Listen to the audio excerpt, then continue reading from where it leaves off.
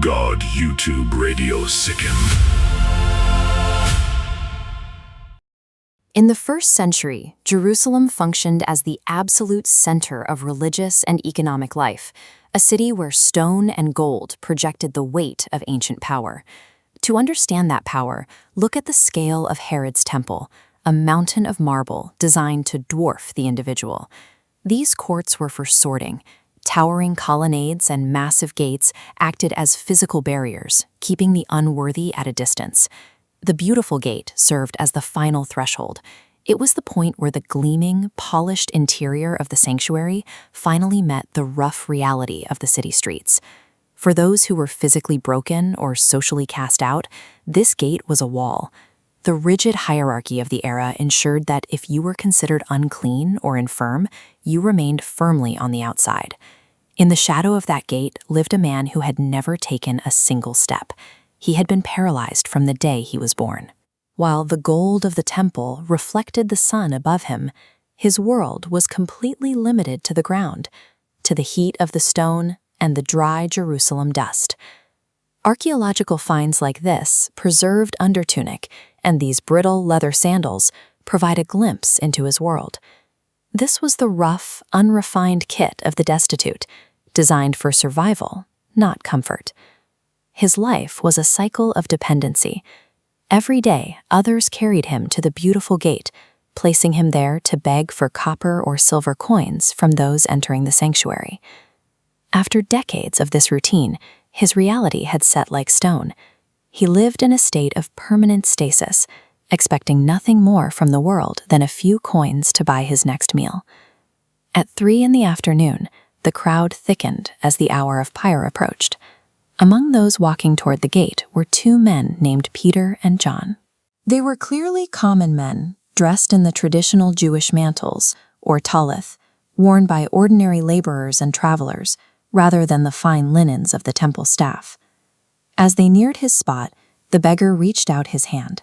It was a mechanical gesture, the reflex of a man who had spent 40 years asking for the same thing. But Peter didn't keep walking. He stopped completely, breaking the flow of the crowd to look directly at the man sitting in the dirt. In that pause, the long cycle of the beggar's life came to a sudden, silent halt. The 2 men weren't reaching for their purses. They were staring with a focus that didn't fit the routine. Peter commanded his full attention with 3 words. "Look at us. Hamila Hira." The man looked up, his mind still locked in the hope of receiving a small bit of silver or gold to sustain his day. Peter immediately removed that possibility, stating he had no money to give. Instead, he offered something that the beggar had long ago stopped considering. Then came the declaration, "In the name of Jesus Christ of Nazareth, get up and walk." Peter reached down and firmly grasped the man's right hand, initiating the pull that would lift him from the ground. The physical grip acted as the catalyst, turning the commanded name into functional strength that surged through the man's legs for the first time in his life. The effect was instantaneous. Strength flooded into feet and ankle bones that had been useless since the man's birth. The man vaulted into the air, moving with an explosive agility that erased 40 years of atrophy in a heartbeat. He began to walk and leap, following the apostles through the Beautiful Gate, and directly into the courts that had previously been closed to him. Those standing in Solomon's porch were stunned. They looked at the man who was now dancing among them, and realized he was the same beggar they had walked past for decades.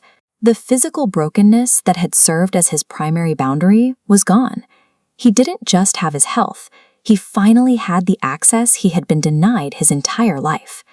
The crowd crowded around them in absolute wonder, looking at the apostles as if they had used some private human power to fix the man's legs.